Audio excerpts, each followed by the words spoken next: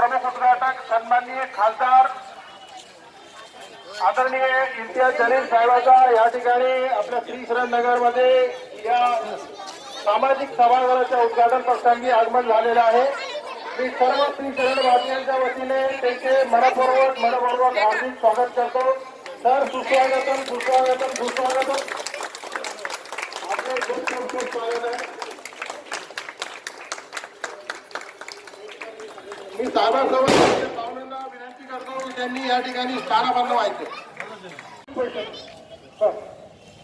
आतापासून तो 1000 संसदेत पोहोचला पाहिजे। खूप स्वागत है सर आपका श्रीशरण नगर में। दीपक निकालने साहब केंद्र सरकार रोहित यादव आपके उनके हाथों से आप इस सभागृह का फीस कट करके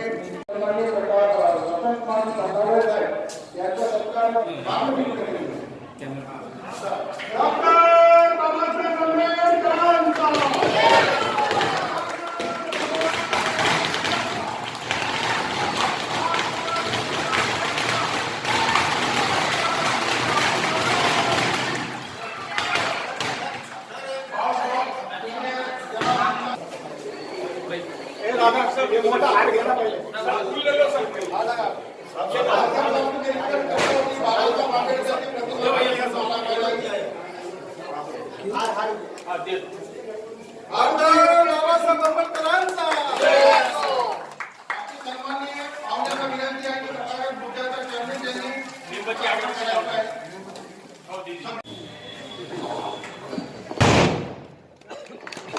या सभागृहाचा शिलान्यास हे आहे त्याचा या ठिकाणी खासदार इम्तियाज जलील सर इनॉग्रेशन करणार आहे। मी सरांना विनंती करतो की कृपया आपण या ठिकाणी कृपया अच्छे मन से और अच्छे माइंड से और अच्छे मूड से इस सत्कार का स्वीकार कीजिए।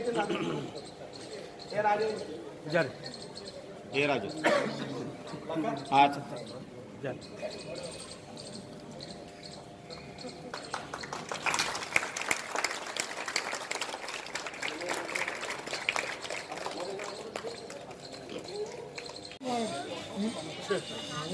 नहीं हम बोलने का मतलब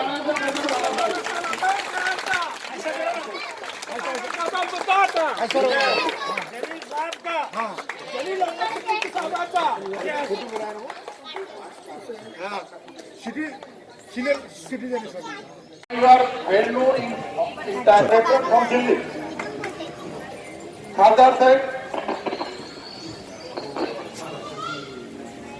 जनाब नासिर सिद्दीकी साहब है, आमचे प्रकाश भाऊ निकालजे आहे, माजी उपमहापौर, त्या पद्धतीने स्थायी समितीचे औरंगाबाद महापालिकेचे 3 टर्म मध्ये सभापती राहिलेले सन्माननीय रतन कुमारजी पंडागळे साहेब आहे, त्या ठिकाणी माझे स्नेही पारदे साहेब आहे, दीपक भाऊ निकालजे,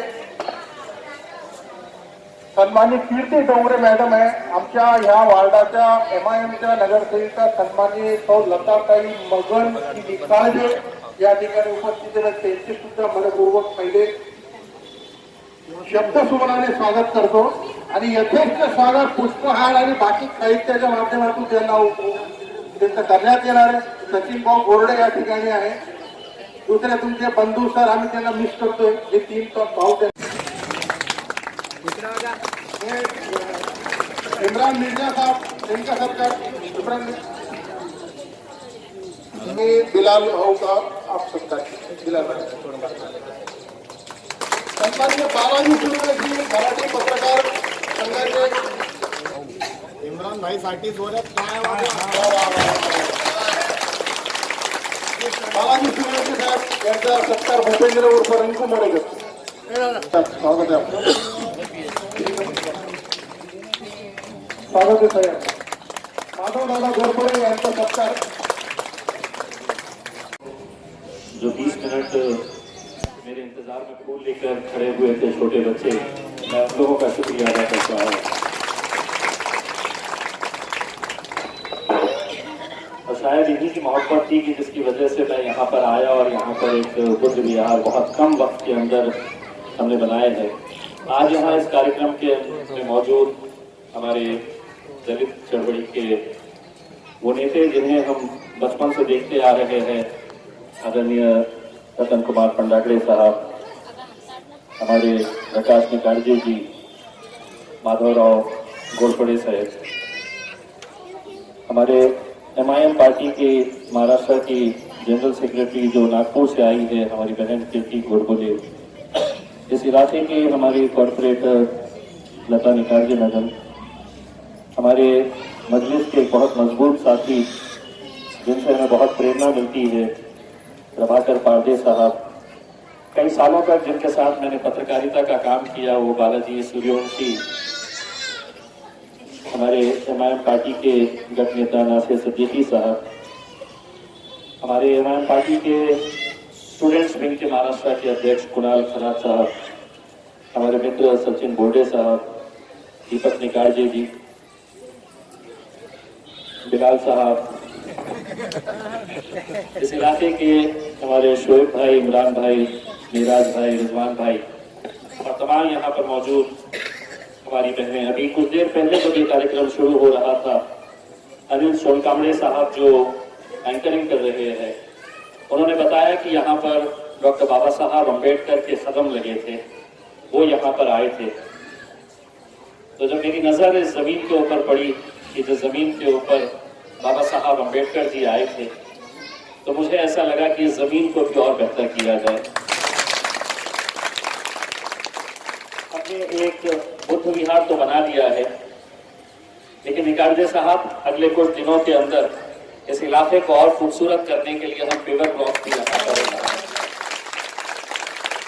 ताकि यहाँ पर जब छोटे छोटे कार्यक्रम यहाँ पर हो, तो जिस जमीन के ऊपर इस सदी के सबसे महान शख्स डॉक्टर बाबा साहब अम्बेडकर के पैर लगे हैं, उनका भी आशीर्वाद हमें मिलेगा और हम आगे बढ़ सकेंगे। मुझे मालूम है कि आज से कुछ ही महीने पहले जब हमारे सर आए थे यहाँ से, इस इलाके के भीमराव सूर्यवंशी सर, मोहन काले सर, प्रकाश मोरे सर और बहुत सारे इस इलाके के लोग आए थे, तो मुझे खुशी इस बात की है कि वो इसलिए आए थे कि उन्हें अपने खासदार के ऊपर विश्वास था कि हम अगर जाएंगे तो खाली हाथ नहीं आएंगे,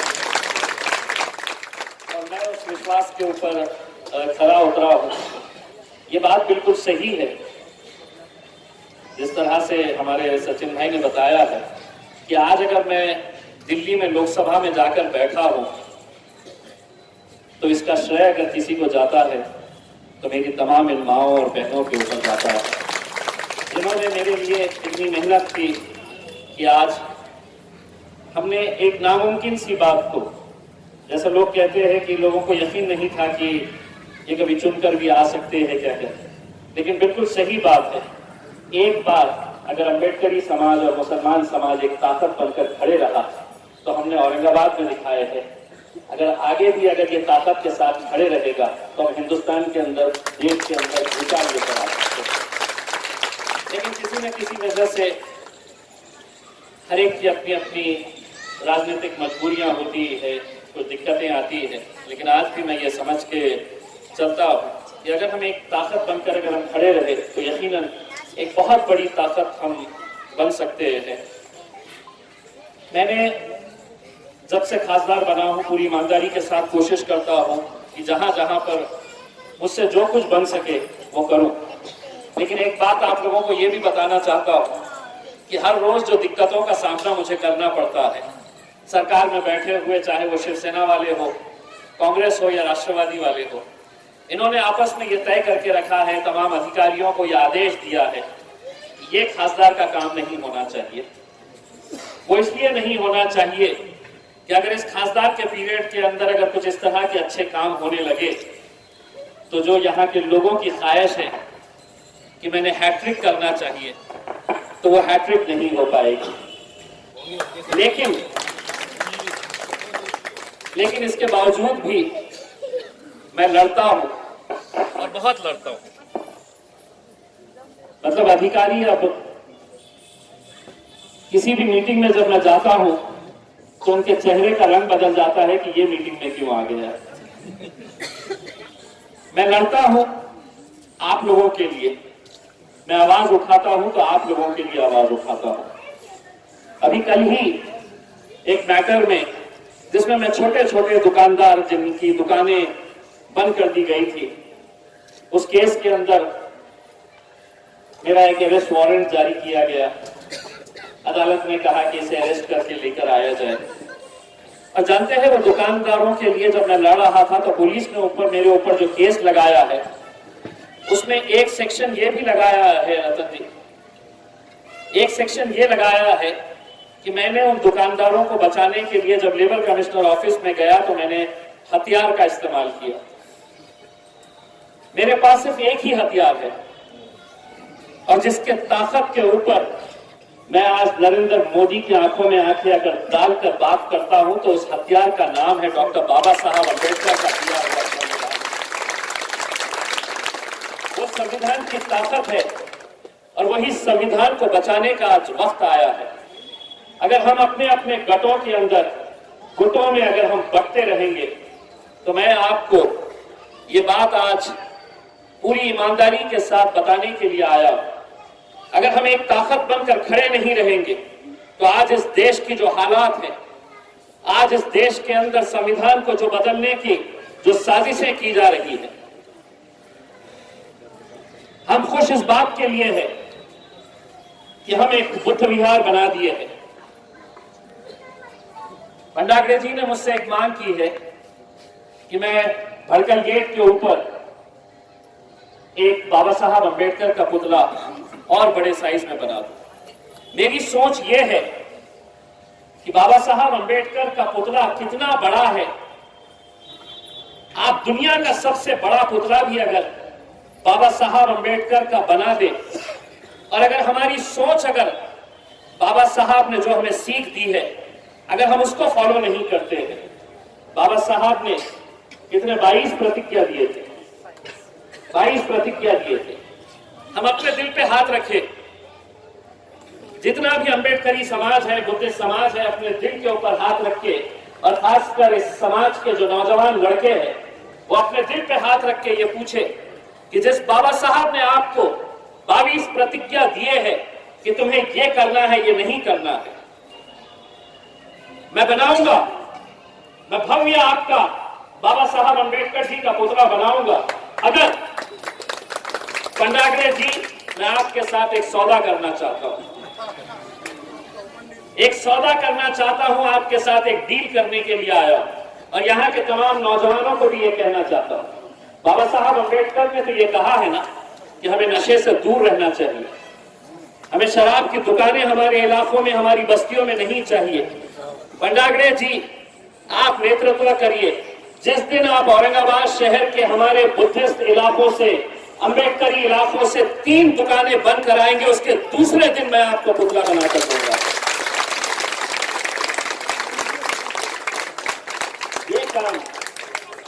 ये काम जो काम बाबा साहब ने तुम्हें आदेश किया है, क्यों बनती है दुकानें यहां पर, क्यों हमारे बुद्धिस्ट इलाकों के अंदर, अम्बेडकरी इलाकों के अंदर शराब की दुकानें खोली जाती है, ताकि उस इलाके में रहने वाला, बाबा साहब अम्बेडकर जी को मानने वाला जो पुरुष है, वो नशे में धुत रहे, उसे अपने अधिकार, अपने हक के लिए आवाज उठाने का समय न रहे। लेकिन मुझे खुशी इस बात की है कि आप कोई करे ना करे, जिस दिन ये महिलाओं ने तय कर दिया उस दिन बंद करा के रहेंगे, अगर आप लोगों ने तय किया। मैं जब राजनीति में आया तो किसी को एक गाली देने का भी केस नहीं था मेरे ऊपर, किसी को थप्पड़ मारने का भी। चेलीपुरे में दुकान बंद करवाने के लिए गए शराब की, वो दुकान वाले ने पुलिस स्टेशन में कंप्लेन कराई कि मेरे गले में से 335 रुपए चोरी हो गए, मेरे ऊपर डकैती का केस डाल दिया पुलिस ने। अब टोटल 8 केसेस है मेरे ऊपर, और ये समझते हैं कि हर केस ये मेरे ऊपर डालते रहेंगे, और एक दिन ऐसा आएगा कि मैं इनके जाके पेट में मुंडी डालूंगा और इनसे कहूंगा, हाथ जोड़ूंगा, विनती करूंगा कि ये मत करें करके। मैं उनको ये कहता हूं, तुम अपनी ताकत लगाओ, मैं बाबा साहब अम्बेडकर के दिए हुए इशारों के ऊपर, उनके संविधान के ऊपर लड़ते रहूंगा। ये हमें सोचने की जरूरत है। आप खुद गौर करिए, आप खुद देखिए, ये सच्चाई है, थोड़ी कड़वी है, लेकिन हमको समझने की जरूरत है कि जितनी देसी दारू की दुकानें औरंगाबाद शहर के अंदर है, जितनी देसी दारू की दुकानें, उसके करीब अगर कोई बस्ती है तो वो अम्बेडकरी समाज की बस्ती है। क्यों नहीं बंद करा सकते हैं? कितने नेता हैं, कितने नेता हैं हमारे पास, कोई क्यों नहीं लेता है इसकी लीड? आप करिए इसका नेतृत्व। आपके पीछे मैं पूरी ताकत के साथ खड़े रहूंगा आपके इस मिशन के अंदर। सिर्फ पुतले बनाना, अंबेडकर जयंती के मौके के ऊपर हमने तस्वीरें लगाना, लाइटिंग लगाना और खुश हो जाना कि हम देखिए आज बाबा साहब अंबेडकर जी की हम जयंती मना रहे हैं। मराठवाड़ा यूनिवर्सिटी का नाम जब बाबा साहब अंबेडकर जी के नाम पे दिया गया, उस दिन के अंदर हम कितना जोश और कितना जश्न मनाते हैं। क्या ये हमारी जिम्मेदारी नहीं है कि कम से कम जो आदेश बाबा साहब ने दिया है उस आदेश को हम पालन करें? हम बनाएंगे और भी ऐसे, जितनी सभागृह हमसे हो सकते हैं हम बनाएंगे। मैंने तो ये बात पिछले टाइम भी मैंने ये कह रहा हूं कि अगर और भी कहीं बुद्ध विहार बनाना है, आपने मुझे जिस जमीन के ऊपर बनाना है उसका एनओसी आप लेकर आइए। वो एनओसी आप लेकर आइए, आपको 5 नहीं, 10 नहीं, 20 बुद्ध विहार मैं बनाकर देता हूं आपको। लेकिन कितने लोगों से कहने के बाद, नहीं जमीन विवादित है, ये जमीन किसी के ऊपर है, ये जमीन का एनओसी नहीं मिल सकता है। आप जैसे सर आपने यहां का ये बना लिए, अब आप सिर्फ यहीं से संतुष्ट मत रहिए, आप मेरे साथ हाथ मिलाइए, आप मुझे एनओसी ला के देते जाइए। आपके एनओसी लाने की ताकत खत्म हो जाएगी, लेकिन मेरे बुद्ध विहार और अम्बेडकरी भवन बनाने की ताकत खत्म हो जाएगी। हम बना के देंगे, क्योंकि ये पैसा मेरा नहीं है, ये पैसा उन्हीं इलाकों के अंदर खर्च होना चाहिए जहां अम्बेडकरी समाज रहता है, जहां बुद्धिस्ट समाज रहता है। तो ये काम आप लोग करिएगा। मैं एक बार फिर से आप लोगों को मुबारकबाद देता हूं, और जैसा मैं यहाँ पर आया था कि हम बहुत जल्द ये बुद्ध विहार बना देंगे, मैं हमारी टीम को ये कहना चाहता हूं कि अगले 1 हफ्ते के अंदर ये काम भी शुरू हो जाना चाहिए। हम करेंगे, बस आप लोगों से यही उम्मीद है।